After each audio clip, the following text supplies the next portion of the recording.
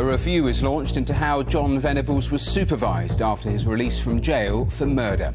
The killer of James Bulger is back in prison after admitting downloading images of child abuse. When you've got such a consistent level of ineptitude and incompetence, one has to have some concerns, and that's why something much more fundamental needs to be done. 2 American servicemen had been kidnapped by Taliban insurgents in Afghanistan. A new call for universities to offer degrees better suited to the jobs market. Sebastian Vettel, what a lap! Flying high again, Red Bull and Sebastian Vettel take pole position at the German Grand Prix.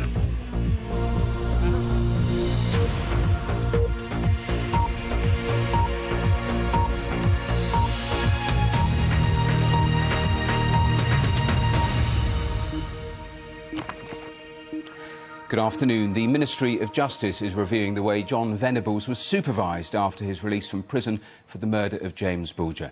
Venables was jailed for 2 years yesterday for downloading images of child abuse. At the Old Bailey, it emerged he was arrested in 2008 for a drunken fight and later for possessing cocaine. Our Home Affairs correspondent Andy Tighe has this report.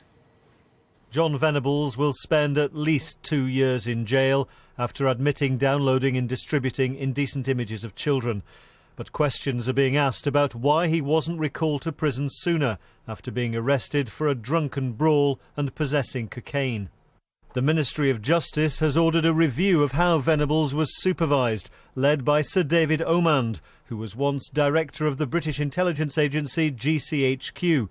He's a former permanent secretary at the Home Office and in 2009 conducted a review into the Advisory Council on the Misuse of Drugs.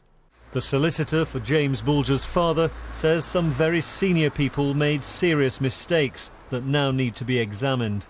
Well, I think the people at the top have to take responsibility, the people responsible for operational performance, for strategy and management, rather than the foot soldiers in public authorities. And it would be very refreshing if the people at the top actually took some responsibility. It's 17 years since Venables and his friend Robert Thompson abducted James Bulger in the Strand shopping centre in Bootle. Today, probation experts say it was right to give them a second chance, and Venables' problems with drink and drugs are not uncommon among young people. I think it's really important to say that anybody out in the community on supervision, it's not prison. He would have had a great deal of contact from the probation service, and certainly from the outset, and if risk factors arose, that could have been as frequently as daily. All the risk factors were very closely managed, and nobody knew at that particular point in time that he was accessing the internet. If and when Venables is released again, he'll be on the sex offenders register for 10 years. He'll be barred for life from working with children. And if he has a computer, there'll be an internet block on any child abuse images. But for now, the man once known as Jon Venables is back behind bars. His current identity known to very few people, his crimes now a matter of public record.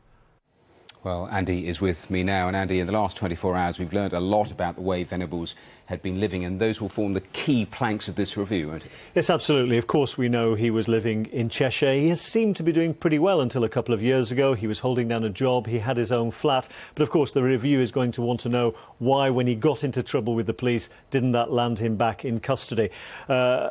In a sense, one of the explanations may be that the particular officers who arrested him just didn't know who he was. Now, of course, that doesn't get the authorities who did know, as it were, off the hook.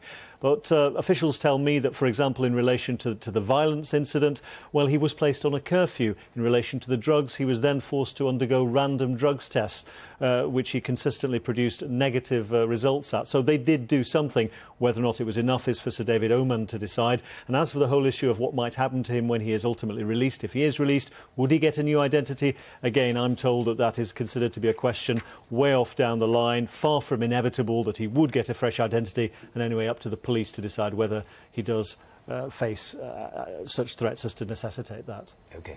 Andy, thanks very much.